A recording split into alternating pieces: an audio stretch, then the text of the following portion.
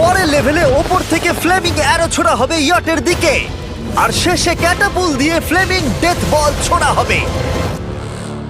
এখনো পর্যন্ত শন যা স্ট্র্যাটেজি নিয়েছে সবগুলো ভালোই ছিল। এখনো ক্রিউদের অর্ডার দিচ্ছে। আমরা এবার ওদিকে যাব আর কন্টেনারগুলোকে নিয়ে আসবো ফেজ 3 এর জন্য। তারপরে শন চলে গেল রেস্ট নেবার জন্য। এবার আমাকে বাঁচাতে হবে রকেট, ফায়ারওয়ার্ক আর ফ্লেমি অ্যারোর থেকে। তোমার প্ল্যানটা কি? আমার প্ল্যান হলো বেসিক্যালি অনেকগুলো শিপিং কন্টেনার নিয়ে এসে একটা বড় দেওয়াল তৈরি করা, আর সেই দেওয়ালগুলো আমি এতটাই লম্বা করব যাতে ফায়ারওয়ার্কসের আগুনগুলো থেকে আমার ইয়ারটাকে সেটা রক্ষা করতে পারে।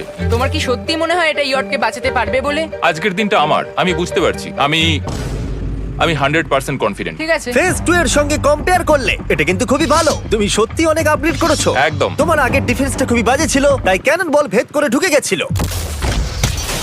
এবারে কিন্তু মনে হচ্ছে তোমার ডিফেন্স কাজ করবে। এখনো লেক থেকে জল তুলছে আর ম্যাট্রেস গুলোকে জল ছিটিয়ে ভিজিয়ে দিচ্ছে। এখন আমরা ওর ডিফেন্সটাকে ভালো করে দেখবো।